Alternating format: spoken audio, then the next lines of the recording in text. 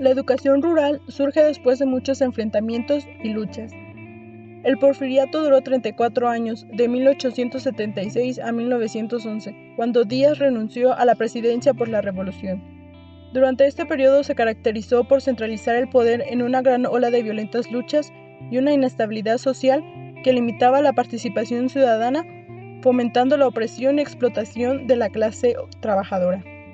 Ante estos antecedentes del porfiriato, Justo Sierra construye instrucciones escolares con una política educativa con elementos liberales y conservadores. Al término del porfiriato, el 70% de la población era analfabeta. Las instituciones educativas no cumplían su función, siendo las poblaciones urbanas y suburbanas las más beneficiadas y con las políticas educativas. En 1911 se aprobó la Ley de Escuelas de Instrucción Rudimentaria enfocada a las poblaciones indígenas, que solo les enseñaba a leer y escribir y a hablar el idioma castellano, intentando incorporar a la población indígena a la educación. La educación rural se dio comienzo en el año 1912.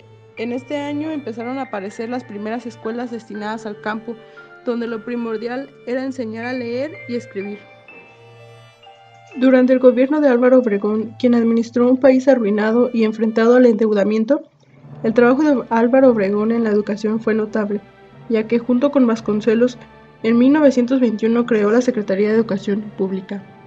El licenciado José Vasconcelos expresó su preocupación fundamental de cómo planificar y estructurar la educación en nuestro país, integrando en ella a las comunidades rurales. Durante el mandato de Vasconcelos en la SEP se implementaron diversas escuelas primarias y secundarias.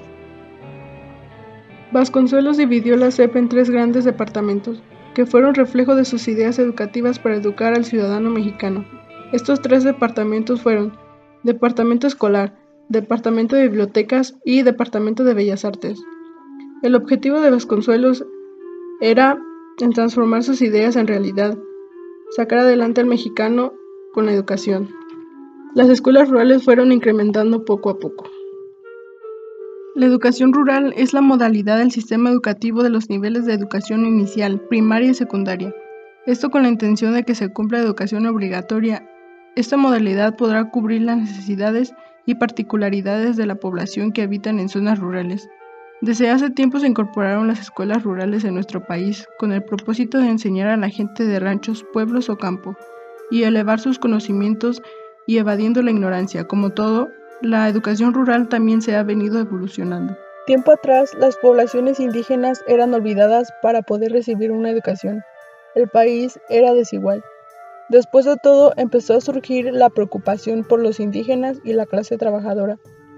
Cuando las escuelas rurales empezaron a surgir en los campos, empezaron desde abajo. Los maestros tenían que impartir sus clases al aire libre, como son las calles o debajo de un árbol. Se necesitaba de mucho esfuerzo para poder conseguir algún lugar digno para dar las clases. Sin duda, el papel que llevaba y lleva el profesor es muy importante. En años pasados y en algunos casos en la actualidad, el maestro tiene que dejar su vida para poder trasladarse a las zonas rurales. Antes los maestros no tenían que ser profesionales o tener algún título universitario. Todo era cuestión de voluntad de parte de los maestros en ese entonces. Todos los maestros rurales eran jóvenes, algunos todavía adolescentes. Eran enviados a todos los rincones para que llevaran sus mensajes de igualdad y justicia social. Para finales de 1922, se calcula que habían estado funcionando en el país alrededor de 309 escuelas indígenas, que impartían educación a 17.925 niños. Para el año 1923, estas escuelas se reorganizaban mejorando su programa en la que dejaron de llamarse escuelas y se denominaron casas del pueblo. Para el año 1924 funcionaron ya en el país 1.089 casas del pueblo. Se llamaban así porque el pueblo era quien los construía, en lo cual no solo los niños le daban uso, también los adultos y el pueblo entero. Si comparamos las escuelas de hace años con las de ahora, encontramos muchas diferencias. Los maestros eran la cabeza de todo un pueblo entero, gracias a su dedicación y esfuerzo. Ahora podemos ver cómo los maestros ya no están capacitados o no tienen la voluntad de enseñar a todos los pobladores. Hoy en día también enseñan de diferente manera. La relación que pueden llevar con alguna población o comunidad no siempre será buena. Existen casos donde los maestros son echados de las comunidades o escuelas por sus malas conductas ante los niños o pobladores. Al paso de los años, la escuela rural mexicana se vuelve un servicio para la comunidad entera, no solo con el propósito de enseñar a leer y escribir, sino avanzar en la vida del campo.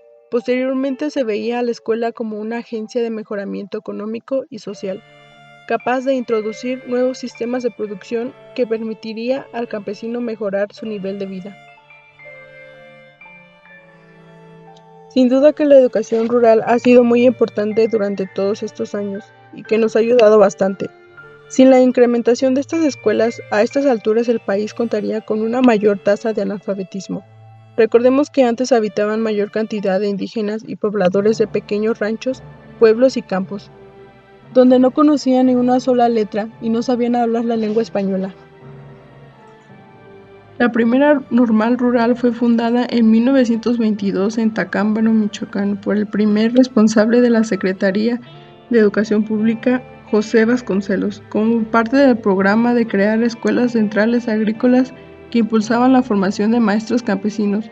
Poco después fue transferida a otros municipios, hasta que en 1949 quedó finalmente asentada en Tiripetío. Aún se cuenta con una tasa alta en analfabetismo, y más en zonas alejadas. Existen ranchos o pueblos donde los niños y jóvenes tienen que trasladarse a un pueblo más grande, donde sí hay escuelas, ya sean primarias o secundarias.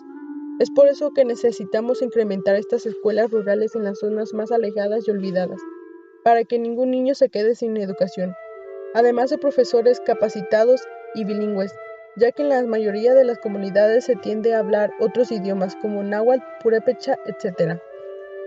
Las escuelas normales rurales son instituciones que se crearon en México desde 1922 y se sostienen hasta la fecha.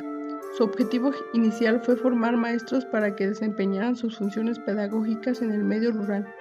En cada entidad federativa llegó a existir una escuela normal rural. Educación socialista. El general Lázaro Cárdenas es considerado como el mejor presidente que hemos tenido por los hechos que marcó su gobierno. En esa época el país contaba más con el 80% de analfabetas. Cárdenas se propuso a disminuir los desequilibrios y las distancias entre las diferentes clases sociales a través de nuevas y mejores instituciones, entre las que fundaron durante el cardenismo, destacada la educación socialista. El gobierno de Lázaro Cárdenas fue de 1934 a 1940. En este tiempo se realizó una reforma importante de la educación, que es la implementación de la educación socialista.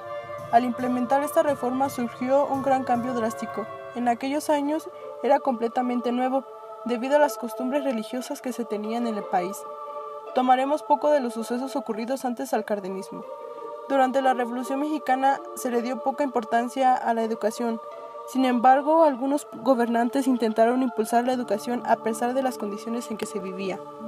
Posteriormente se da la Constitución de 1917, en la que el artículo 3 constitucional se estableció que la educación debe ser gratuita y laica. Sin embargo, por falta de recursos y personal, algunas escuelas fueron cerradas. En el gobierno de Cárdenas, el artículo 3 fue modificada, dando a entender que la educación debe ser socialista, además de excluir toda doctrina religiosa, combatiendo el fanatismo y los prejuicios, creando un concepto racional. Con esto pretendía que las escuelas, sin importar que fueran públicas o privadas, se apegaran con los mismos alineamientos impartidos por el Estado.